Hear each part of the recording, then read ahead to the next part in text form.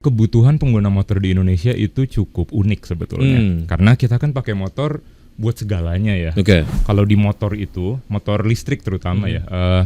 Dulu main Tamiya nggak mas? Ya kan? Nah, ya. Tamiya itu kan rangkaiannya ada dinamo, ada baterai. Sebenarnya motor listrik atau kendaraan listrik apapun tuh mirip, cuma digedein aja. Kita pengen sebanyak mungkin orang ngerasain. Untuk itu kita udah buka showroom. Jadi kita ada 5 showroom dan service center di Jakarta. Lokasinya bisa dilihat website kita. Oke.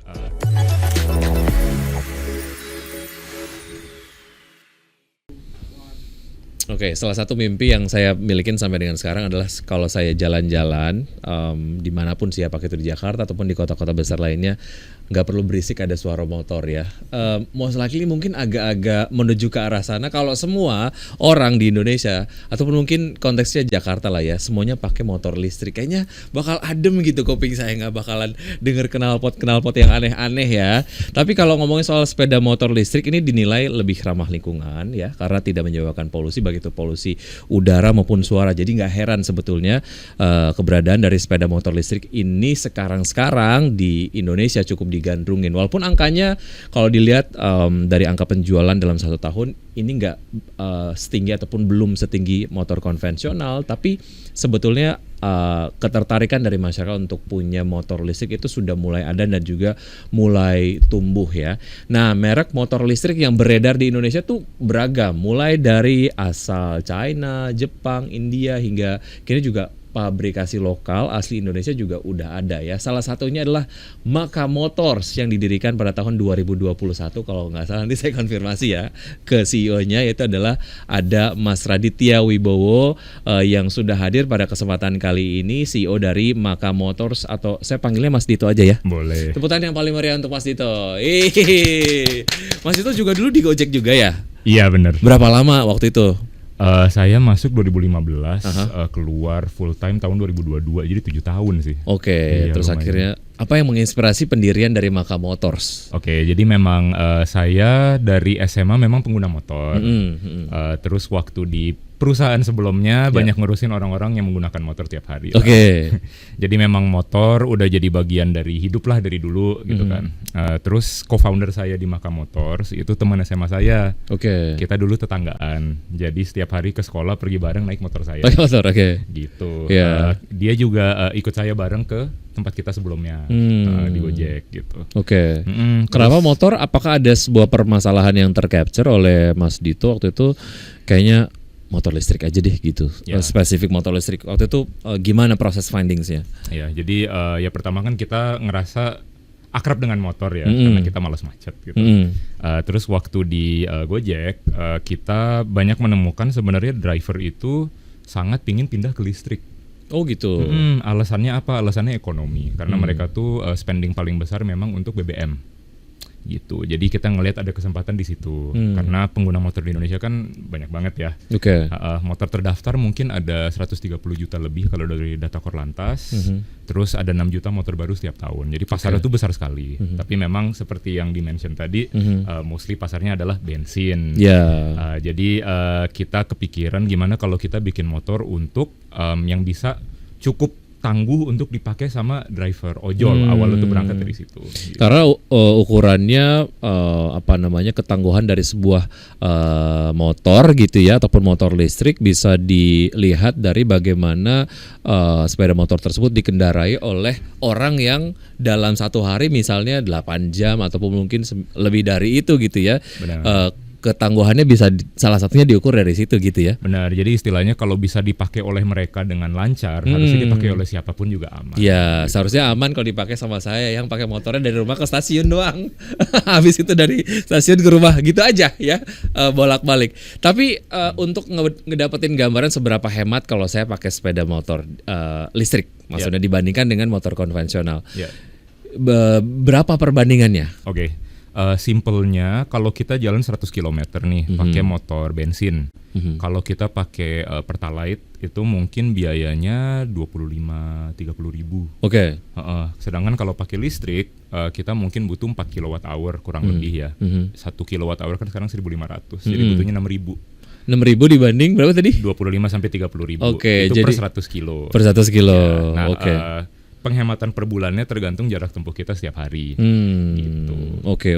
Jadi sebenarnya kalaupun dilihat dari hitung-hitungannya tadi, apakah ini kemudian menjadi lebih hemat? Tentunya tergantung dari jarak tempuhnya tadi ya. Terus kemudian juga ada value-value lain yang sebetulnya diantaranya adalah ya bebas polusi ya, udara dan juga suara gitu. Oke.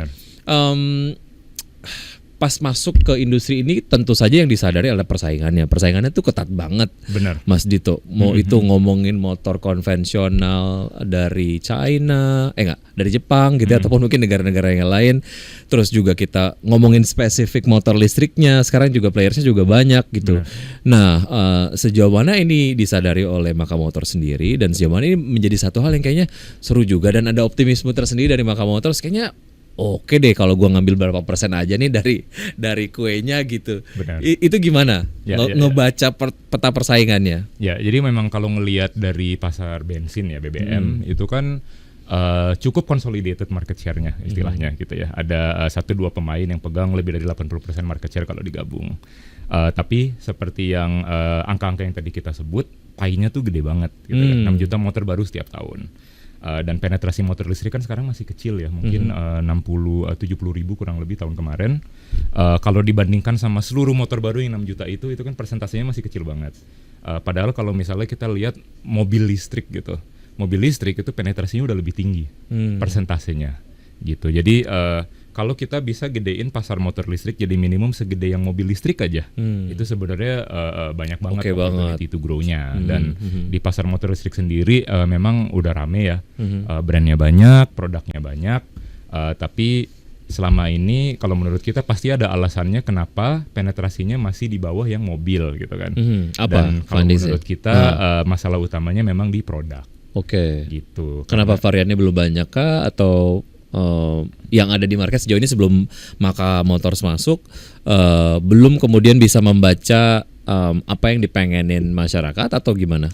Karena kebutuhan pengguna motor di Indonesia itu cukup unik sebetulnya. Karena kita kan pakai motor buat segalanya ya.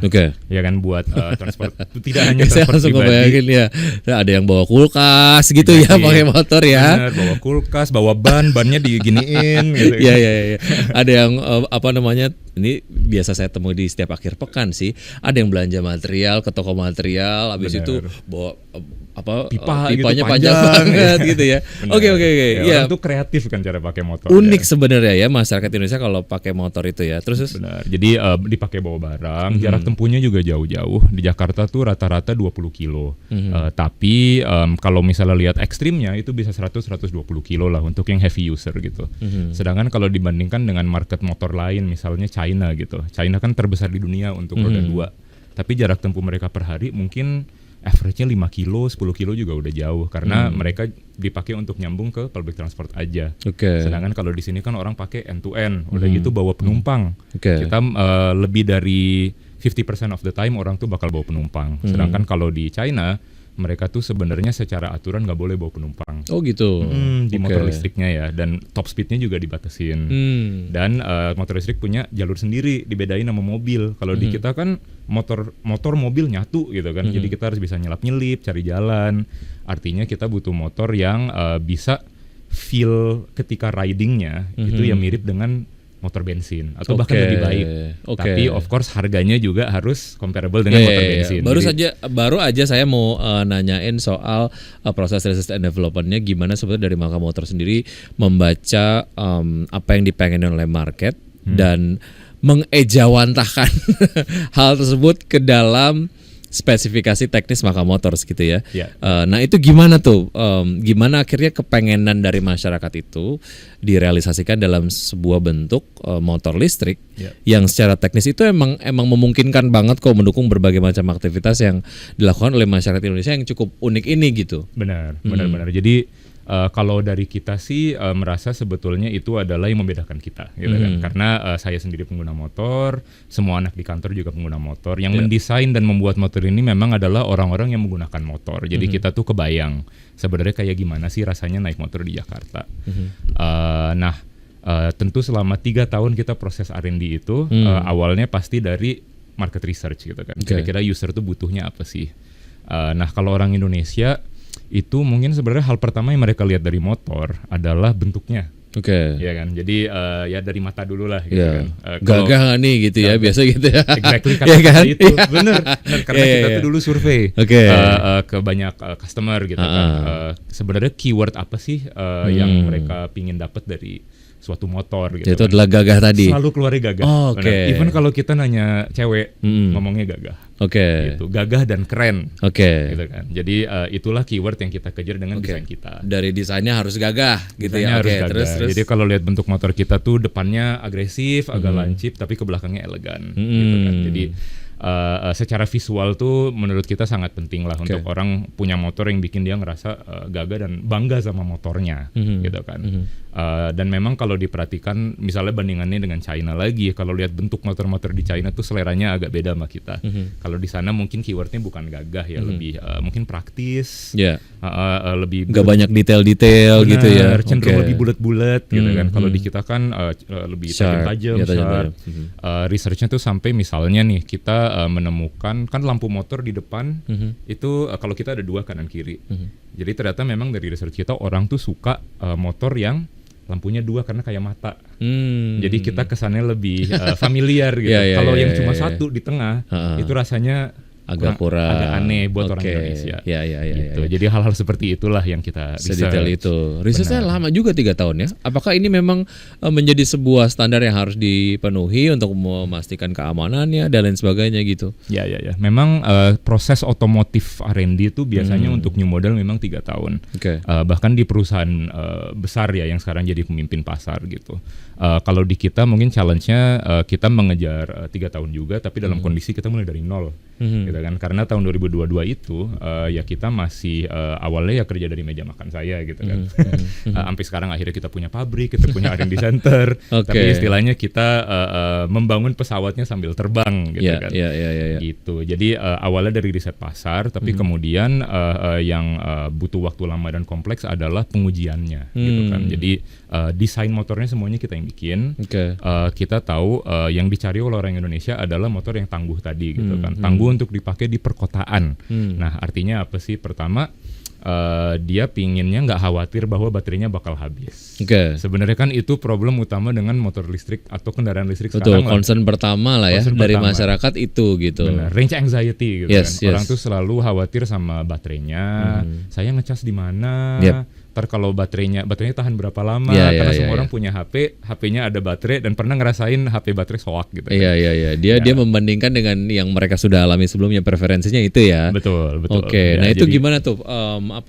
Itu juga kemudian diakomodir oleh Maka Motors di sebuah produk motor listrik yang bisa bisa menghilangkan lah concern tadi di konsumen. Benar. Jadi yang utama tadi untuk di perkotaan kan yang penting jarak tempuhnya jauh. Ya, jadi kalau di motor itu, motor listrik terutama dulu main Tamiya nggak mas? Tamiya itu kan rangkaiannya ada dinamo, ada baterai. Sebenarnya motor listrik atau kendaraan listrik apapun tuh mirip, cuma digedein aja. Dinamonya gede, baterainya gede. Terus karena arusnya besar, kita pakai control unit untuk ngatur arusnya. Nah itulah yang namanya istilahnya core komponennya suatu kendaraan listrik. Nah ketiga komponen itu di motor kami adalah desain kami sendiri dan memang kita tuning supaya ketika disatuin mereka tuh bisa efisien banget menggunakan energinya gitu. Itulah kenapa motor kita bisa 160 kilo jaraknya. Ya, karena itu salah satu kelebihan dibandingkan dengan motor listrik yang lain ya dari Maka Motors ya. Betul. Jadi kalau di kelas price point motor kita itu udah terbaik banget lah jarak tempuhnya gitu. Ya ini menarik ya kalau ngomongin soal Maka Motor sendiri, ini adalah sebagai sebuah merek lokal yang tentu saja secara target penguasaan pasar sendiri akan ketemu sama giants dari industri motor yang ada di Indonesia gitu ya, dan bisa sangat percaya diri untuk kemudian bisa melebarkan lah marketnya di Indonesia. Untuk bisa lebih menjelaskan sebetulnya Maka Motors ini dalam berbagai macam elemen lah yang ada di dalam satu unit motor gitu. Mana yang kemudian diproduksi oleh lokal, mana yang sejauh ini masih diimpor. Jadi kalau motor itu kan komponennya banyak, mungkin ada ribuan gitu. Nah lebih dari 95% komponen tersebut adalah komponen yang custom istilahnya. Jadi itu memang semuanya desain kita. Tapi kalau di pabrik, kita kan punya pabrik sendiri juga di Cikarang. Di pabrik kita kegiatannya adalah perakitan. Kita mendapatkan komponen-komponen itu dari supplier-supplier kita, gitu kan. Jadi kita punya desain, kita kerjasama dengan supplier untuk membuat komponen tersebut untuk kita. Nah, komponen-komponen yang mekanikal, which is kalau lihat dari jumlah komponen, lebih dari 8, kebanyakan tuh memang komponen mekanikal, gitu kan. Mekanikal tuh yang sama dengan motor bensin. Jadi remnya, suspensinya, peleknya, bannya, part-part besi, part-part plastik, itu kita dapatnya mostly dari supplier lokal. Gitu. Jadi kenapa kita senang kerja dengan supplier lokal untuk part itu? Satu, mereka udah ngerti speknya, ya kan? Karena mereka udah bikin motor buat rakyat Indonesia udah berpuluh-puluh tahun, gitu kan? Mereka ngerti durability-nya harus kayak gimana. Kedua, nyari spare part-nya akan lebih gampang untuk customer. Kontrolnya juga lebih mudah ya, karena di dalam negeri suppliernya. Betul. Dan ketiga, lead time-nya, inventory-nya juga lebih mudah dikontrol buat kita, gitu. Jadi itu untuk yang mechanical. Untuk yang komponen EV tadi, yang 3 tadi, itu again kita yang desain, tapi di Indonesia kan kita marketnya nih masih belum mencapai economies of scale. Jadi belum ada nih industri lokal yang bisa mensuplai komponen tersebut dengan harga dan kualitas yang kita cari. Gitu. Jadi untuk itu kita masih kolaborasi dengan supplier di luar. Tapi memang visi jangka panjangnya, kalau volumenya sudah ada, memang bagi kita selalu lebih mudah kalau misalnya produksinya ada di lokal. Gitu. Terlepas dari apa yang kemudian sudah dilakukan oleh Maka Motors sampai dengan sejauh ini ya, kalau nggak salah 15 Januari launching Cavalry ya. Nanti mungkin kita akan bahas. Yang saya benar-benar bikin saya penasaran adalah ketika keluar dari sebuah perusahaan, tidak kemudian memutuskan untuk jadi karyawan lagi, tapi jadi CEO dari sebuah perusahaan.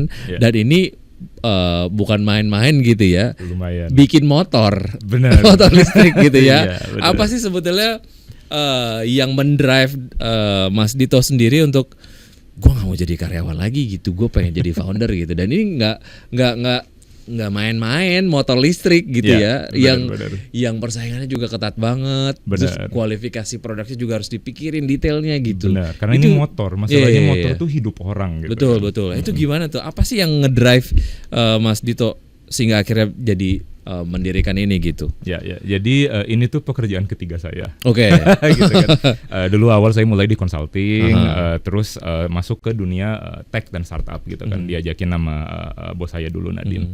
Nah, di Gojek itu kita waktu masuk kantornya masih di rumah, gitu kan. Jadi kita ngelihat sendiri tuh perusahaan itu bisa tumbuh dari yang awalnya cuma ada di rumah 2015. Ibu saya ngira saya masuk ke yayasan, gitu. Jadi kamu kenapa pindah dari konsulting ke yayasan, gitu. Terus akhirnya jadi gede, jadi produk yang dipakai semua orang. Istilahnya kita udah sempat ngelihat contoh what success looks like, gitu kan. Jadi bisa kok sebenarnya kalau kita memang ngerti marketnya, kita bisa bikin produk yang customer suka. Kita melihat contoh company yang berhasil melakukan itu, gitu kan. Dan ketika di tahun 2022 ada opportunity untuk ngerjain ini, terutama investor-investor kita juga awalnya banyak yang memang udah kenal sama saya dari Gojek gitu. Karena dulu saya role terakhirnya di sana adalah pegang bisnis transportasinya, gitu. Jadi udah lumayan ada experience lah pegang P&L yang cukup besar, ada investor yang menawarkan untuk mendanai, terus kita juga ngerasa motor tuh hidup kita banget, jadi why not kita coba ngelakuin ini sekarang. Betul, gitu. Dan selama sebuah produk itu menjawab permasalahan yang ada di masyarakat, biasanya itu yang akhirnya dicari oleh masyarakat ya, karena menghadirkan solusi kurang lebih lah kayak gitulah ya. Benar, pada akhirnya memang dunia software, dunia hardware tuh beda banget ya. Tapi kalau menurut kita sih yang penting tuh mindset customer first-nya gitu kan. Pada akhirnya produk kita menyelesaikan permasalahan customer atau enggak. Gitu. Karena kalau bicara misalnya komponennya datang dari mana, atau kita melakukan apa untuk bikin produknya, customer sebenarnya nggak peduli. Dia kan ingin produk yang value for money dan works untuk kebutuhan mereka. Gitu. Kalau tadi ngomongin soal confidence dari Maka Motor sendiri untuk bisa pelan-pelan masuk lah ya ke market motor listrik yang ada di Indonesia gitu. Tentu saja optimisme itu diturunkan jadi target penjualan lah ya. Betul. Karena kita baru awal masuk tahun 2025, optimisme target di tahun 2025 bisa terjual berapa unit dari Maka Motor sendiri, Mas Dito? Oke, jadi target penjualan kita tahun ini sekitar 15.000 unit. Kalau misalnya kita lihat seluruh market motor tadi ya 6 juta unit per tahun, kesannya kayak kecil ya kalau dibandingin. Tapi kalau dibandingkan dengan market motor listrik tahun kemarin yang sekitar 70.000, sebetulnya ya cukup signifikan juga market share yang kita mau kejar gitu kan. Jadi target ini kalau menurut kita sih challenging, tapi apakah bisa dicapai ya hopefully ya. Gitu kan. Dan harusnya masih reasonable lah ya targetnya, dan masih optimis juga untuk bisa mencapai target itu ya. Iya kan masih Februari harus optimis. Oke. Baru launching satu motor Cavalry kalau nggak salah 15 Januari ya. Benar, 2025. Benar. Mungkin boleh disampaikan ini karakteristik dari varian ini apa sih, Mas Dito? Ya, jadi yang membedakan Maka Cavalry ini dengan kita nyebutnya motor paling enak, gitu kan. Jadi motor aja, by the way, bukan motor listrik. Oke. Motor paling enak. Iya, motor paling enak. Ya, karena yang membedakan apa? 3 hal. Yang pertama, desainnya tadi. Desainnya gagah dan keren. Tadi kan kita udah sempat bahas ya. Kedua, pilihan terbaik untuk perkotaan gitu. Jadi untuk penggunaan sehari-hari di kota ini bisa ngebantu kita berhemat, tapi kita juga tidak khawatir soal jarak tempuh karena jarak tempuhnya sudah dibikin maksimumnya 160 kilo tadi. Selain itu ngecasnya juga praktis karena bisa nyolok di mana aja. Kita ada charger bawaan dengan motornya, itu chargernya 500 watt. Jadi kalau rumahnya daya terpasangnya 900 watt juga masih bisa. Benar. Jadi memang saya udah pakai motor saya udah hampir 500 kilo dari sejak launching. Itu memang ya saya kalau lupa ngecas di rumah, saya pas ke kantor nyolok atau kalau lagi mampir mana bisa nyolok. Jadi cukup praktis lah. Udah gitu kan kalau di kota pasti kita butuh kadang sering bawa penumpang, jadi joknya gede, enak buat penumpang, sama space di bawah bagasinya juga besar. Itu muat helm, muat banyak hal. Gitu. Jadi di bagasi saya ada helm, ada ponco, ada charger, pokoknya semuanya masuk deh. Iya. Karena itu juga yang disukai oleh market Indonesia sendiri ya. Benar. Karena bagasinya yang agak luas gitu-gitu ya. Luas, bisa masuk banyak barang gitu. Dan ini kan hal-hal yang kayak hygiene ya kalau buat motor bensin. Tapi kalau di market listrik memang belum semua produk bisa memberikan ini. Gitu. Terus yang ketiga adalah performanya, gitu kan. Jadi sebetulnya motor listrik dibanding motor bensin itu ada keunggulannya, which is torsinya itu lebih tinggi kalau di RPM rendah, gitu kan. Artinya sebetulnya dia lebih narik kalau kita gas dari nol. Cuman untuk bikin feel ketika kita narik gasnya tuh mirip dengan motor bensin atau bahkan lebih enak, lebih halus, itu yang butuh R&D lama. Gitu itu dia. Ya, tapi memang kita sih menyarankan untuk test ride motor kita ya, karena baru benar-benar supaya experience langsung ya. Benar, baru paham tuh kalau udah dibawa turun ke jalan gitu. Karena ya saya sendiri agak nggak sabaran kalau nyetir, jadi lumayan nyelap-nyelip gitu kan. Jujur motor ini enak banget buat nyelap-nyelip. Bukan cuma Mas itu aja, saya juga nggak sabaran ya kalau saya bawa motor gitu ya, otomatis kurang lebih kalau bawa motor yang bisa memenuhi karakteristik saya sendiri, itu saya bawanya juga lebih nyaman gitu. Optimisme soal penjualan lah ya tahun 2025 kan tadi sudah disampaikan ya. Targetnya juga sudah disampaikan. Sebetulnya strateginya apa nih supaya target tadi bisa tercapai, Mas Dito? Ya. Jadi kalau saat ini sih kita pingin sebanyak mungkin orang rasain dulu aja motornya, gitu kan. Kita brand baru, kita produk baru, nggak apa-apa. Orang mungkin pasti masih penasaran gitu kan. Tapi ya itu tadi, kalau ngelihat aja itu kan menurut kita sih desainnya gagah dan keren.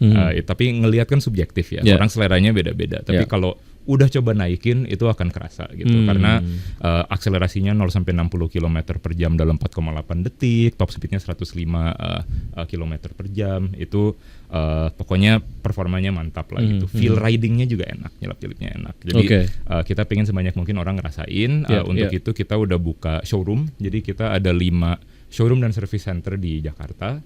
Lokasinya bisa dilihat website kita. Ngomongin soal funding, kalau nggak salah Maka Motors baru mendapatkan suntikan 37 US 37 juta US dollar dari investor asal Korea Selatan dan juga Singapura ya.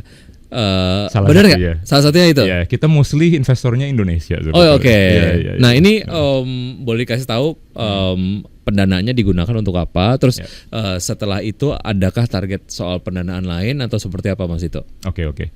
Jadi pendanaan tersebut memang kalau untuk hardware itu kita struktur cost-nya agak beda sama software ya, karena capex-nya lebih besar gitu. Lebih banyak biaya yang keluar di depan untuk membangun pabrik, untuk memesan peralatan produksi, kayak misalnya body panel gitu. Itu kan bodinya desain custom kita. Nah, bikin cetakannya itu kita bayar di depan gitu. Jadi kurang lebih at least 30% dari fundingnya itu terpakai untuk itu gitu kan, untuk setup pabrik, untuk peralatan produksi dan sebagainya. Tentu selain itu kita ada working capital untuk memesan komponen, ada OPEX untuk marketing, untuk tim sales dan sebagainya. Jadi kalau dari alokasinya ya kurang lebih seperti itu. Tapi memang yang cukup berbeda dan unik tentang Maka adalah capex-nya yang lebih besar gitu kan, karena ya ini motor gitu agak lebih kompleks. Betul, dan memang agak banyak spendingnya di situ ya. Benar, dan termasuk R&D-nya juga sih. Karena proses R&D otomotif itu kan cukup lama dan harus rigorous banget gitu. Jadi baterai kita tuh udah pernah diuji tusuk, uji tembak, uji bakar, uji rendem gitu kan. Kita lakuin semuanya untuk pastiin kalau ada problem kita dulu yang ngerasain, bukan customer gitu. Oke, makanya kemana-mana Mas Dito pakai Maka Motors ya? Iya dong. Supaya kira-kira kebayang apa namanya, kalaupun memang ada trouble apa yang dihadapin oleh konsumen gitu. Oke, pertanyaan terakhir ini sebetulnya lebih ke ekosistem motor listrik di Indonesia sih. Harapannya supaya ini kemudian menjadi sebuah ekosistem yang tumbuh kembangnya oke gitu ya.